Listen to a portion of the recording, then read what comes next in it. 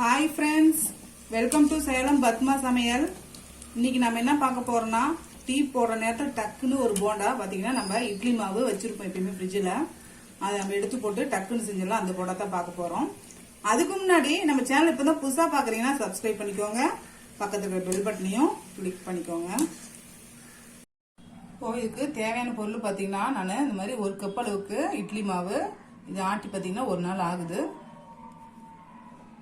2 table spoon அளவுக்கு மைதா, 1 table spoon அரிசி மாவு, 1/2 டீஸ்பூன் மிளகு, 1/2 டீஸ்பூன் ஜீரகம், கொஞ்சமாக பெருங்காய பொடி,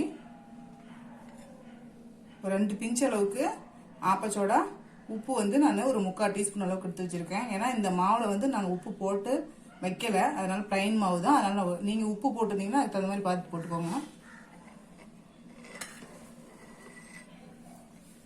நல்லா பெரிய சைஸ் வெங்காயம் 1, ஒரு சின்ன சைஸ் கேரட் 1, சின்ன துண்டு இஞ்சி, ஒரு 2-3 பச்சை மிளகாய் அரைச்சி வச்சிருக்கேன். அப்புறம் கொஞ்சமா கருவேப்பிலை, கொத்தமல்லி. பாருங்க, மிக்சிங் பவுல் வச்சிருக்கேன். இதில் ஃபர்ஸ்ட் வந்து நான் இட்லி மாவு ஊற்றிக்கிறேன்.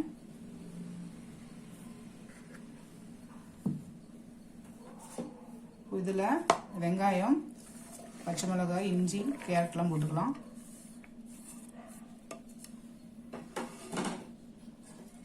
மிளகு, சீரகம், பெருங்காய பொடி போட்டுக்கலாம். கருவேப்பிலை, கொத்தமல்லி, அதுக்கப்புறம் உப்பு, ஆப்பச்சோடா, அரிசி மாவு, மைதா மாவு. இது நல்லா கலந்துக்கலாம்.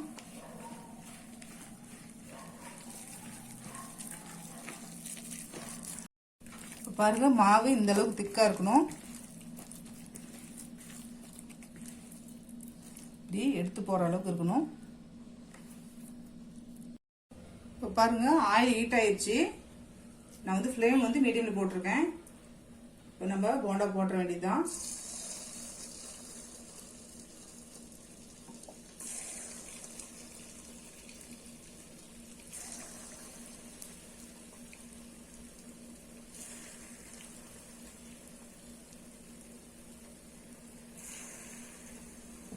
கடலெண்ணெய் யூஸ் பண்றதுனால பொங்குது. இப்போ திருப்பி விட்டுக்கலாம். இந்த கடலெண்ணெய் ரொம்ப பொங்குச்சுன்னா என்ன பண்ணலாம்னா, ஒரு சொல்ல இந்த மாதிரி புளி நம்ம போட்டோம்னா ஒரு சில டைம் பார்த்தீங்கன்னா கடலெண்ணெய் அப்படியே பொங்கி வரும். அப்போ இந்த புளி போடும்போது அப்படியே அடங்கிடும். பாருங்க, இப்போ நான் போடவும் இப்போ கொஞ்சம் அடங்கிருச்சு.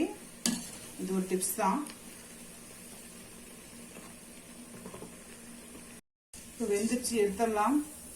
அவ்வளோதாங்க, நம்ம இட்லி மாவு போண்டா ரெடிங்க. இப்போ பாருங்க, நம்ம செஞ்ச இந்த இட்லி மாவு போண்டா ரெடி ஆயிடுச்சு. பார்த்தீங்கன்னா குயிக்காக பண்ணிடலாம். அது முன்னாடி வீட்டில் இருக்கிற பொருள் வச்சு நம்ம டக்குன்னு பண்ணிடலாம். ட்ரை பண்ணி பாருங்க. இந்த வீடியோ உங்களுக்கு பிடிச்சிருந்தாக்கா லைக் பண்ணுங்க, ஷேர் பண்ணுங்க, கமெண்ட் பண்ணுங்க.